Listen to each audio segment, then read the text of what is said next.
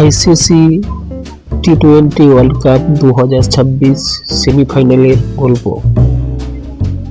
ICC টি-20 world cup 2026 South Africa national cricket team বনাম New Zealand national cricket team. বন্ধুরা, semifinal মানে শুধু একটা ম্যাচ না, এটা স্বপ্ন আর বিদায়ের মাঝে শেষ দরজা। সাউথ আফ্রিকা যখন ব্যাট করতে নামলো, তারা জানতো আজ ভুলের সুযোগ নেই। ধীরে শুরু, তারপর গতি বাড়ানো। 20 ওভারে 169 রান।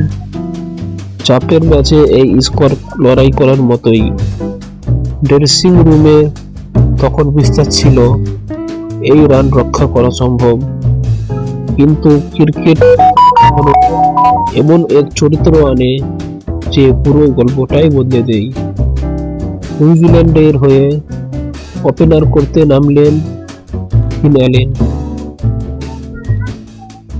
প্রথম কয়েকটা বল দেখেই বোঝা যাচ্ছিল আজ তিনি থামার জন্য নামেননি।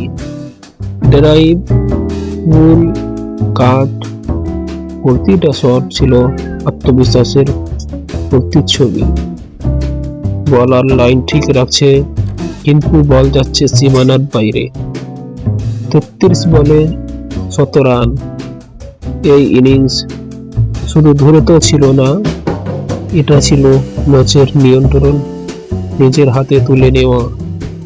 টার্গেট 169 রান, কিন্তু ম্যাচ শেষ হয়ে গেল মাত্র 12 ওভার 5 বলে। এই জায়গায় পার্থক্যটা পরিষ্কার। সাউথ আফ্রিকা লড়াই করেছে, কিন্তু নিউজিল্যান্ড ম্যাচটা দখল করেছে। বন্ধুরা, বড় মঞ্চে সবাই প্রতিভা নিয়ে আসে, কিন্তু যেদিন সাহস ভয়কে হারিয়ে দেয়, সেদিন তৈরি হয় ইতিহাস। আর আজ সেই ইতিহাস লিখেছে নিউজিল্যান্ড।